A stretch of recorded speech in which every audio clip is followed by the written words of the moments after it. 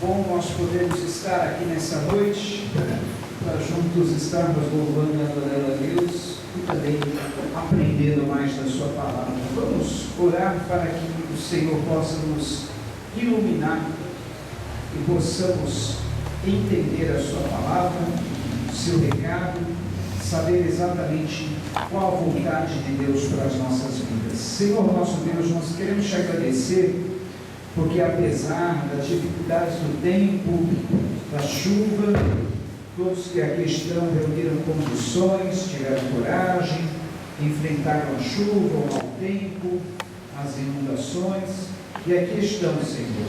Com certeza já estão abençoados, já estão recompensados, e com certeza cada um sairá daqui aprendendo ainda um pouco mais da tua palavra, Senhor.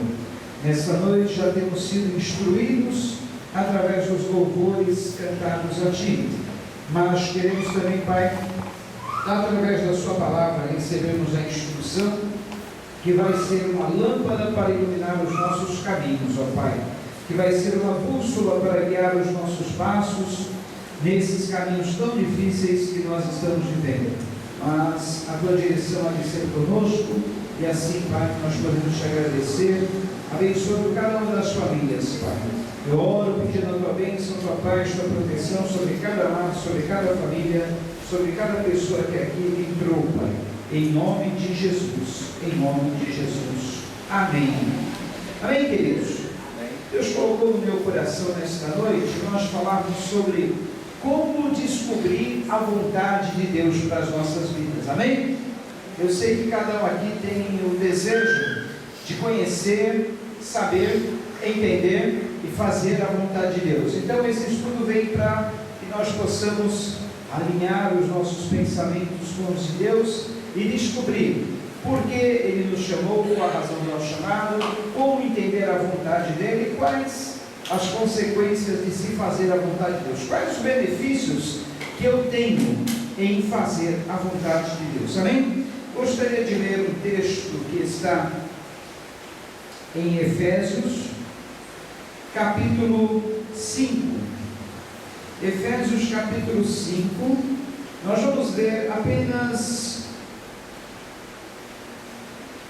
os versículos 15 até o versículo 17. É um texto que nós já temos pregado outras vezes, falando sobre a vida controlada pelo Espírito Santo, mas hoje Deus quer falar através desse texto sobre como descobrir a vontade de Deus para as nossas vidas. Primeiramente, nós vamos ver nesse texto, o texto base, saber que Deus, Ele quer que nós conheçamos a sua vontade. Efésios 5, versículos 15 a 17, nos diz assim: tenham cuidado com a maneira como vocês vivem, que não seja como insensatos, mas como sábios, aproveitando ao máximo cada oportunidade, porque os dias são maus. Portanto, não sejam insensatos, mas procurem compreender qual é a vontade do Senhor. Amém? O som parece estar um pouco abafado. Está dando para ouvir direito a voz? Está dando para distinguir? Está dando, né? Então tá bom. Se está dando para ouvir, está beleza. Ouvir está ouvindo, mas entender, está saindo o som claro? Está saindo o som claro, né? Está dando para ouvir, né? Então, queridos, o texto que ora nós lemos mostra que nós não podemos ser insensatos. Insensatos vem de insensatez, né? Aquele que é insensato, ele não tem sensatez, ele não tem o bom senso, ele não tem o juízo, ele não tem as ideias em ordens. Então, a palavra de Deus nos orienta para sermos sensatos. Como? Procurando descobrir a vontade de Deus para as nossas vidas. Em Romanos, capítulo 12, se você abrir aí um pouquinho antes da sua Bíblia, Romanos, capítulo 12, Paulo faz uma oração para os crentes daquela cidade, para os cristãos daquela igreja, rogando insistentemente para que eles procurassem conhecer, descobrir qual a vontade de Deus para a vida deles. Olha só, Paulo, ele sabia que era tão importante descobrir a vontade de Deus, que ele faz uma oração dizendo assim: eu rogo-vos, pois, irmãos, pelas misericórdias de Deus, versículo 1 e 2 do capítulo 12 de Romanos, que se ofereçam em sacrifício vivo, santo e agradável a Deus, que é o culto racional de vocês. Não se amoldem ao padrão deste mundo, mas transformem-se pela renovação da sua mente, para que sejam capazes de experimentar e comprovar a boa, agradável e perfeita vontade de Deus. Vou repetir a palavra que diz: portanto, irmãos, rogo-vos pelas misericórdias de Deus, que se ofereçam em sacrifício vivo, santo e agradável a Deus. Este é o culto racional de vocês. Não se amoldem ao padrão deste mundo, mas transformem-se pela renovação da sua mente, para que sejam capazes de experimentar e comprovar a boa, agradável e perfeita vontade de Deus.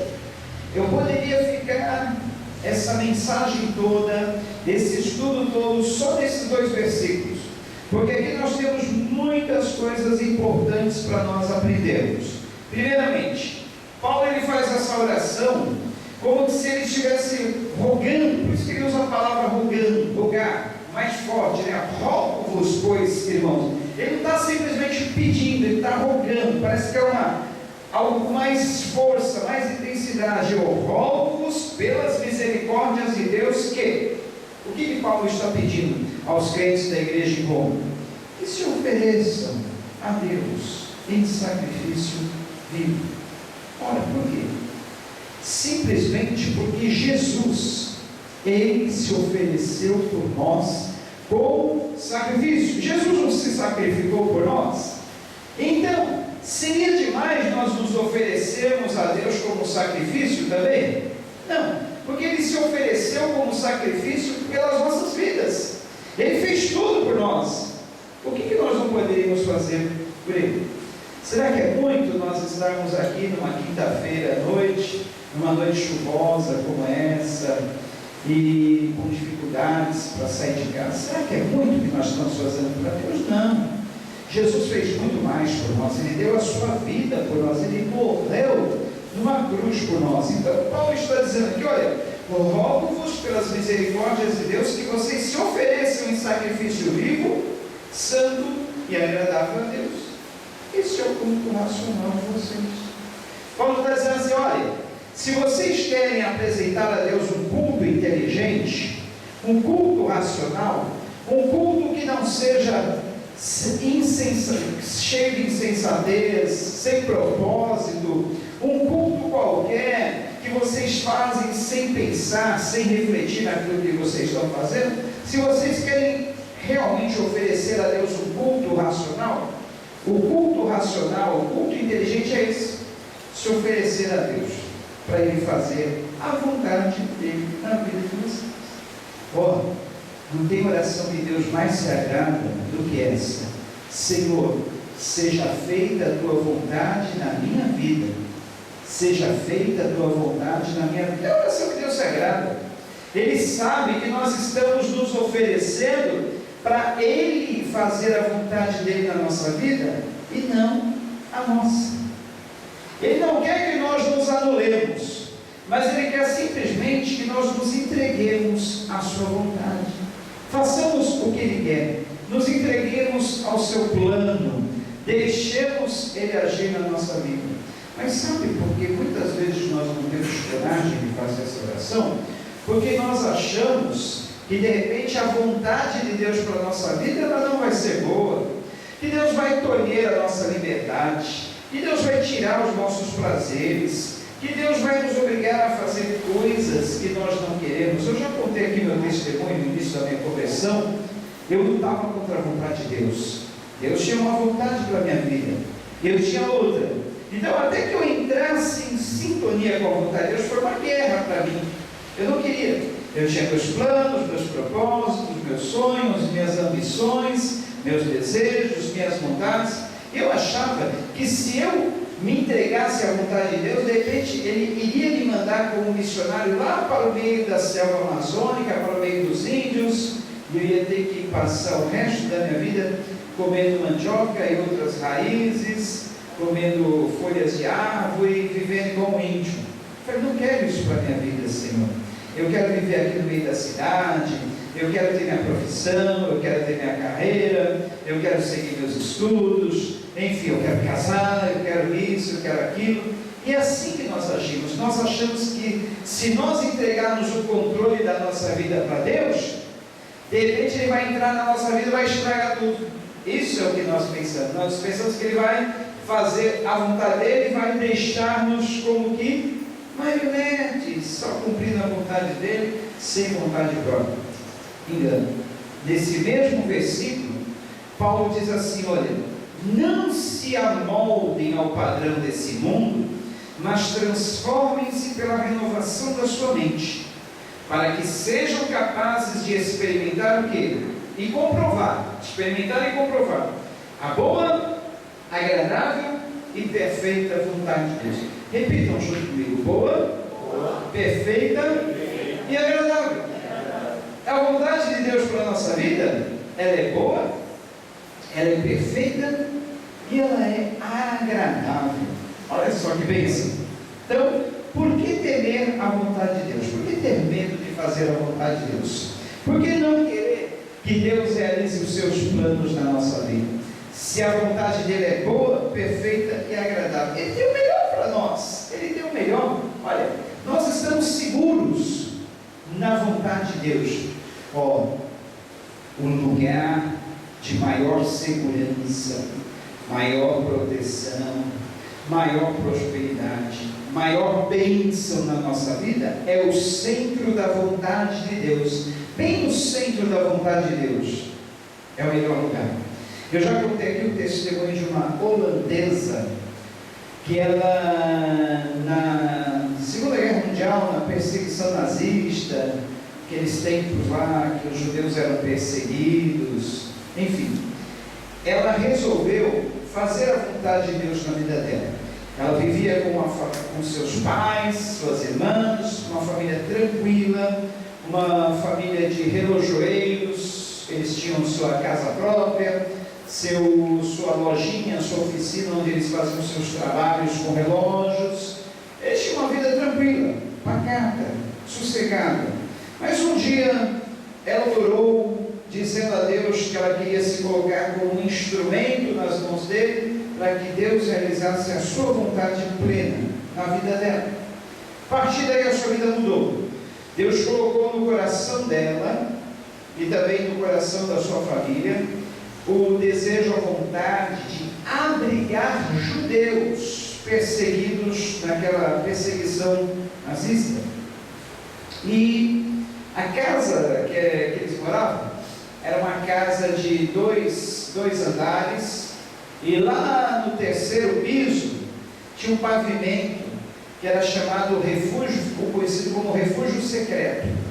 Essa história se transformou num livro, depois se transformou num filme. Vocês podem procurar no YouTube que vocês vão encontrar esse filme, muito lindo, chama-se O Refúgio Secreto. E lá no terceiro piso da casa, que era um tipo de um sótão, era um lugar que eles resolveram esconder judeus perseguidos. Então, durante o dia, eles passavam o dia ali com eles, tomavam as refeições. Não me lembro quantos judeus eles conseguiram colocar dentro da casa. Tomavam o seu café. Quando chegava a Polícia Federal, procurando saber se tinham judeus naquela casa, imediatamente os judeus subiam para o sótão e se escondiam naquele lugar chamado refúgio secreto. E corre sua irmã, suas irmãs, seu pai, davam um jeito então de despistar os guardas. Os guardas chegavam, batiam na porta: ei, tem judeu nessa casa? Porque se tivesse, eles iam arrastar para fora e iam levar para os campos de concentração nazista.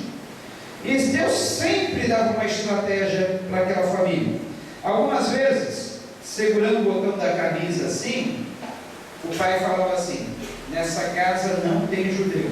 Ele não estava mentindo, né? Ele pegava a casa do botão e olhava para os jovens: nessa casa não tem judeu. E os judeus então iam embora. Outras vezes, as irmãs falavam assim: sim, tem um monte de judeu aqui, tudo ali embaixo da mesa, dá uma olhada. Aí os guardas olhavam assim e falavam: vocês têm um bom humor mesmo, né? Tenham uma boa tarde, bom dia, nós vamos embora. E nunca eles conseguiram,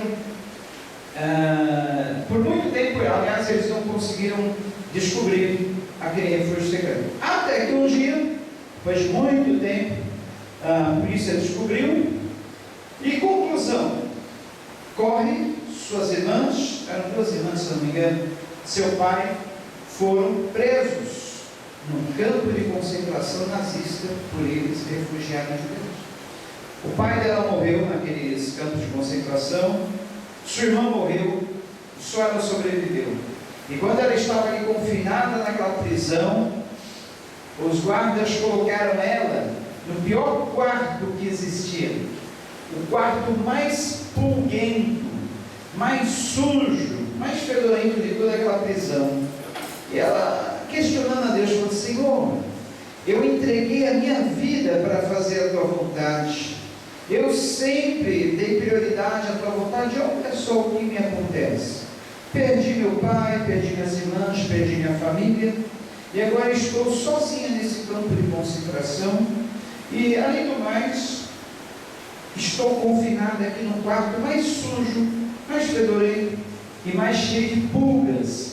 As pulgas não davam sossego, toda hora pulando nas pernas, nas costas, e as prisioneiras ficavam se coçando dentro daquele quarto. Nem os guardas, as guardas daquela prisão, chegavam ali dentro daquele quarto. Aí ela foi descobrir por que Deus permitiu que ela ficasse confinada ali. Deus falou ao coração dele: aqui, meu filho, você tem uma igreja. Olha, todas essas prisioneiras que aí estão, elas estão sedentas de ouvir a minha palavra, elas precisam ser evangelizadas, e você é o instrumento que se colocou nas minhas mãos para fazer a minha vontade neste lugar. E a minha vontade nesse lugar é que todas as prisioneiras aqui conheçam o meu amor, conheçam o meu plano e se entreguem à minha vontade, assim como você se entregou um dia. Aí ela passou a dar graças a Deus por tudo. Ela entendeu aquele versículo: em tudo dai graças, porque esta é a vontade de Deus para as vossas vidas. Por isso que quando nós nos entregamos à vontade de Deus, devemos dar graças por tudo, porque tudo que acontecer será propósito de Deus. Romanos 8:28, porque sabemos que todas as coisas contribuem juntamente para o bem daqueles que amam a Deus e que são chamados pelos seus decretos. Se você foi chamado por Deus, se entregou à vontade dele, dê graças a Deus por tudo, porque todas as coisas que acontecerem na sua vida vão contribuir para o seu próprio bem. E conclusão: chegou um dia que acabou a guerra, acabou a perseguição nazista, Corre foi solta, foi livre.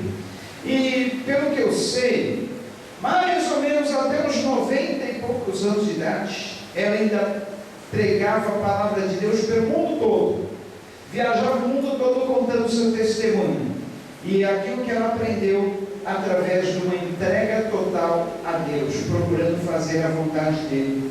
Olha só, Deus levou ela depois disso a muitos países, muitos lugares, e ela pregou, ensinou a palavra do Senhor e mostrou para todos que realmente vale a pena nos entregarmos à vontade de Deus, porque a vontade de Deus para a nossa vida, ela é boa, perfeita e ela é agradável.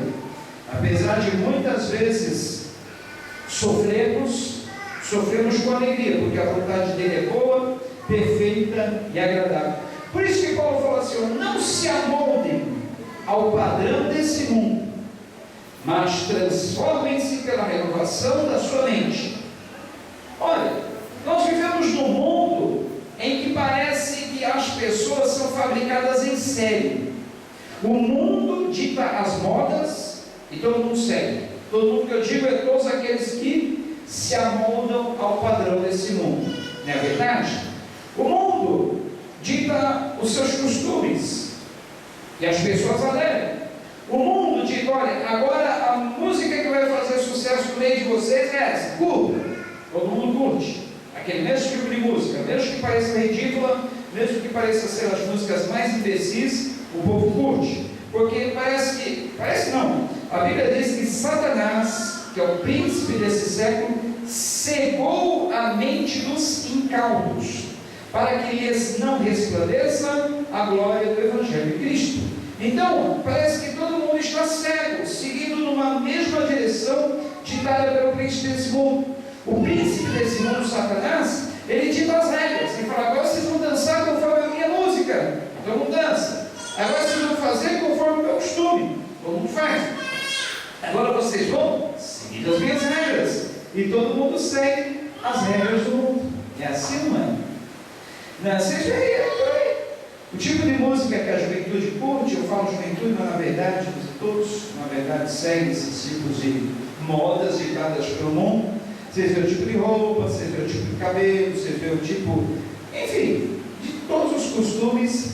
Parece que o mundo segue uma fabricação em série. Por isso que Paulo diz: olha, não se amoldem, não se modelem conforme os padrões do mundo, mas transformai-vos pela renovação da vossa mente. Essa palavra transformação, transformai-vos, no original grego é metanoia, que significa mudança de atitude total, mudança de mente total. Olha, é como se Paulo estivesse falando assim: tenham uma mudança na mente de vocês, tenham uma mudança total, tenham uma mudança radical, para procurarem ser diferentes do padrão deste mundo. É como se o mundo estivesse indo numa direção e nós estivéssemos indo na contramão, numa direção totalmente contrária, e na verdade é a direção correta. Então, por isso que a palavra de Deus diz: transformai-vos pela renovação do vosso entendimento, para que experimenteis qual seja a boa, perfeita e agradável vontade de Deus. Vamos lá para o Salmo 32. Abra aí a sua Bíblia, Salmo de número 32. Olha só que bonito, quer ver só? Olha só, agora nós vamos falar sobre os benefícios daqueles que seguem a vontade de Deus. Quais os benefícios que nós temos? Salmo 32, versículo 8, 9. Salmo 32, 8, diz assim: eu o instruirei e o ensinarei no caminho que você deve seguir. Eu o aconselharei e cuidarei de vocês. Não seja como o cavalo ou burro, que não tem entendimento, mas precisam ser controlados com freios e rédeas. Caso contrário, não obedecem. Muitas são as dores dos ímpios, mas a bondade do Senhor protege quem nele confia. Olha só o que diz aí a palavra do Salmo 32, no Salmo de Davi. Diz assim: olha, aliás, Deus fala: eu instruirei, ensinarei você no caminho que você deve seguir, e o aconselharei e cuidarei de você. Então isso demonstra que Deus tem intenção, Ele quer ensinar o caminho que nós devemos seguir, Ele quer nos orientar na sua vontade. Quer ou não quer? Está escrito aqui, ó: eu o instruirei e o ensinarei no caminho que você deve seguir, eu o aconselharei e cuidarei de você. Olha só, quando nós estamos andando no caminho do Senhor, seguindo a vontade dEle, Ele faz questão de cuidar de nós. Ele cuida, Ele se responsabiliza. Não, o meu filho ou minha filha está no meu caminho, está na minha vontade, está fazendo a minha vontade, está seguindo a direção que eu mostrei. Eu me comprometo em cuidar dele, cuidar dela, zelar, proteger. É assim que o Senhor faz. Então, que benefício maior do que esse? Se nós fizermos a vontade do Senhor, vamos estar guardados, protegidos por Ele dos perigos desse mundo.